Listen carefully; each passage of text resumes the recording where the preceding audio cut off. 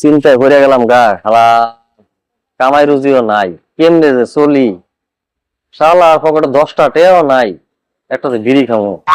কিরে সাইফুল, এই জায়গায় একা একা বয়ে বয়ে কি ভাবতাছ এত? তোর খুঁজতাছি আমি। ভাল লাগে না রে দোস্ত, কি হইছে? অনেক টেনশনে আছি। কি সমস্যা? তোর একটা কথা কমু কমু করে আর কিন্তু কইতে লজ্জা পাই। আর বেড়া পাগল নাকি তুই? তোর লাগে কি আমার আজকের থেকে সম্পর্ক? তুই আমার দ্বারা একটা কথা কইবি, এক চান্সে কইবি, তোর আবার ভাইবা চিন্তা করা লাগে নাকি? চাই আমার কোনো লজ্জিত হই না, না এই চিন্তাই করতেছি রে দোস্ত। কি বিষয়টা কি খোলাসা করে কর। তুই তো জানোস আমার পরিস্থিতি খুব খারাপ। হ্যাঁ, হাতে 10টা টাকাও নাই, যেটা বিড়ি খামো ওই টাকাটাও নাই। কেমনে যে চলতে আছি দোস্ত, এই টেনশন আছি। একটা কথা কম, রাগ করবি? না তুই কো, আবার রাগের আগের কি আছে সেটা? দোস্ত আমারে 500 টাকা হাওলাত দাস না রে। এটা কথা বলি তুই? তোর লাগে কি আমার আজকে থেকে সম্পর্ক?